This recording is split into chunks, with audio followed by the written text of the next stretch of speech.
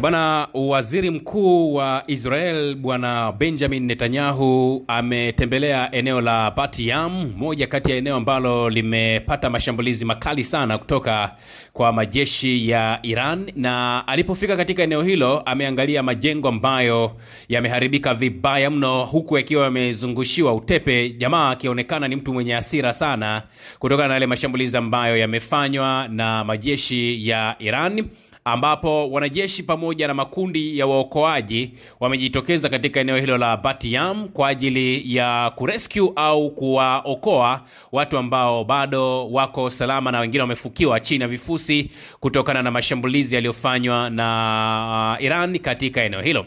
Sasa bwana Benjamin Netanyahu alipofika hapo amezungumza maneno haya ambayo ameyazungumza leo, ikionyesha kwamba ni mtu ambaye amekasirishwa sana na kile ambacho kimefanyika huko, na mimi nikasema sio mbaya pia kama nitawaambieni juu ya kile ambacho kimezungumzwa na bwana Benjamin Netanyahu. By the way, amesema katika eneo hilo ambapo lilianguka kombora huko Bat Yam, anasema Iran italipa gharama kubwa sana kwa mauaji ya raia, wanawake na watoto walioyaua kwa makusudi. Nipo hapa Bat Yam pamoja na vikosi vya ulinzi wa nyuma, kwa maana ya House Front Command na vikosi vya uokoaji. Kwa niaba ya wananchi wote wa Israel, natoa rambirambi zangu kwa ajili ya maisha yaliyopotea hapa.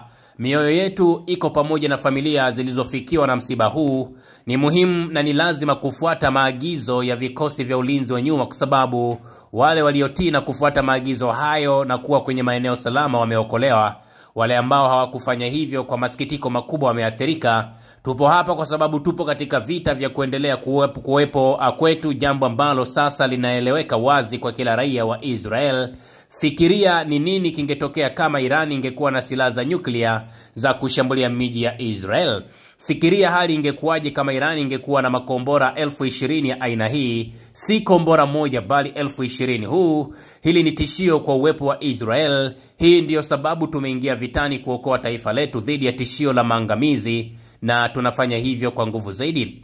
Wanajeshi wetu, marubani wetu wako angani juu ya Irani. Irani italipa gharama kubwa sana kutokana na kuua raia, wanawake pamoja na watoto kwa makusudi. Tutafanikisha malengo yetu na vile vile kuwapiga kwa pigo la nguvu watahisi mkono wetu wa haki. Hadi wakati huo na hata wakati huo wa vita, ninawaomba ninyi wananchi wa Israel, fuateni maagizo ya vikosi vya ulinzi wa nyuma. Hilo linaweza kuokoa maisha yenu. Na jihadharini sana kwa ajili ya maisha yenu, jilindeni nafsi zenu, mwili wenu, maisha yenu, na kwa msaada wa Mungu tutashinda. Tupo njiani kuelekea katika ushindi. Waziri mkuu alikuwa ameambatana na waziri wa ulinzi, waziri wa nishati, mkuu wa polisi, kamishna wa zimamoto na uokoaji, meya wa Bat Yam pamoja na mwenyekiti wa serikali za mtaa katika eneo hilo la Bat Yam, ambapo makombora ya Irani yamefanya mashambulizi makubwa sana kiasi bwana Benjamin Netanyahu ameona kuna kila sababu za kukimbilia katika eneo hilo ili aende kuona kila ambacho kimefanywa na majeshi ya kule Irani. Lakini ukiachilia mbali kwamba mwamba katembelea huko Bat Yam, ni kwamba pia tumeona Israel imeomba msaada kutoka Marekani, kwamba wanahitaji msaada mkubwa sana ili wajiunge pamoja kwa ajili ya kuishambulia Iran, ambapo Jerusalem Magharibi imeomba usaidizi kulenga eneo la nyuklia la Fordo kulingana na taarifa ambazo tumezipokea. Jerusalem Magharibi imeitaka ikulu ya White House kushiriki kampeni yake ya kijeshi dhidi ya Irani ili kuondoa mpango wao wa nyuklia wa Tehran, kwa mujibu wa maafisa wawili wa Israel ambao wamezungumza. Vituo kadhaa vya juu vya ardhi nchini Iran, vikiwemo maeneo ya Natanz pamoja na Esfahan, viliharibiwa katika mashambulizi ya hivi majuzi ya Israel, kwa mujibu wa mkurugenzi mkuu wa shirika la kimataifa la nishati ya atomiki IAEA anayefahamika kama bwana Rafael Gross. Israel iliendeleza operation hiyo kama hatua ya awali ya kuzuia Tehran kutengeneza silaha za nyuklia, na Iran imekuwa ikikana kwamba haina nia ya kufanya hivyo. Gross amesema serikali ya Iran pia ilimjulisha kwamba kiwanda cha kurutubisha cha Fordo karibu na mji wa Qom, eneo lenye ngome nyingi lililojengwa ndani ya mlima, kilijengwa, lakini hakuna dalili kwamba tayari eneo hilo limepata uharibifu. Kulingana na Axios, Israel haina mabomu ya kulipuka na ndege za masafa marefu ambazo zinahitajika kuharibu hiyo Fordo. Marekani hata hivyo inamiliki zote mbili na inaendesha vikosi ndani ya mipaka ya Irani. Maafisa wa Israel wanaripotiwa kuamini kuwa ikiwa Fordo itaendelea kufanya kazi baada ya operation kumalizika, ujumbe wa Jerusalem Magharibi wa kumaliza mpango wa nyuklia kwa Irani utakuwa umeshindwa. Kwa hiyo watakuwa wamefanya kazi ya bure. Afisa wa Israel alizungumza kwamba Marekani inaweza kushiriki katika kampeni hiyo na kusema Rais wa Marekani Donald Trump alisema wakati wa simu ya hivi majuzi na Netanyahu kwamba anazingatia ikiwa ni lazima ikulu ya Marekani ihusike katika eneo hilo. Afisa wa pili wa Marekani amethibitisha kwamba Israel imeomba kuhusika kwa Marekani, lakini akasema utawala wa Trump bado haujazingatia maombi hayo. Washington imeripotiwa kujitenga na operation hiyo, huku ikionya kwamba hata mashambulizi madogo madogo yanaweza kuivuta Marekani katika vita. Maafisa wa ikulu ya White House wametetea kuwa itakuwa ni kinyume na sheria kwa Irani kulipiza kisasi dhidi ya majeshi ya Marekani katika eneo hilo. Afisa wa ngazi ya juu wa Marekani alizungumza na vyombo vya habari, ingawa alisema mashambulizi ya Israel hayawezi kuzuilika, lakini azimio la amani bado linawezekana, akisema tuna uwezo wa kujadili suluhu lenye mafanikio na la amani kwa mzozo huu ikiwa Irani itakuwa tayari. Chanzo hicho kimezungumza akisema njia ya haraka zaidi ya Irani kufikia amani ni kuachana na mpango wake wa silaha za nyuklia. Mazungumzo ya nyuklia kati ya Tehran pamoja na Washington yalianza mwezi Aprili, na Trump alionya juu ya athari za kijeshi ikiwa diplomasia itashindwa kufua dafu katika maeneo hayo.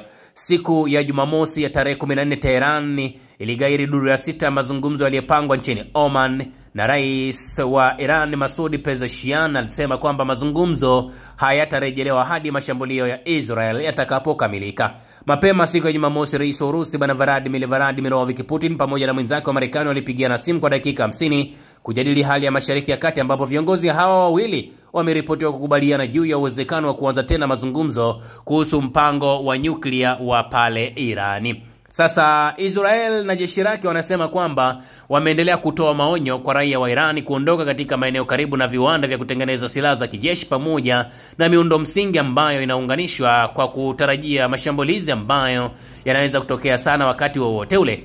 Ujumbe huo umesambazwa kwa lugha ya Kiajemi katika njia nyingi, unaotaka watu kuondoka katika maeneo hayo mara moja na wasirudi hadi Irani nyingine, na wamesisitiza kwamba uwepo wao karibu na miundombinu hii utahatarisha maisha yao. Jeshi la ulinzi la Israel Defense Force IDF limesema kwamba onyo hilo linaonyesha dhamira yake ya kutanguliza maisha ya raia hata kwa gharama ya kupoteza kitu chao cha msingi. Wakati Iran inachagua kufanya mashambulizi bila onyo, tunachagua kuwaonya watu wasio na hatia, IDF ilisema, na kuongeza kwamba hii ndiyo tofauti kati ya Iran pamoja na Israel.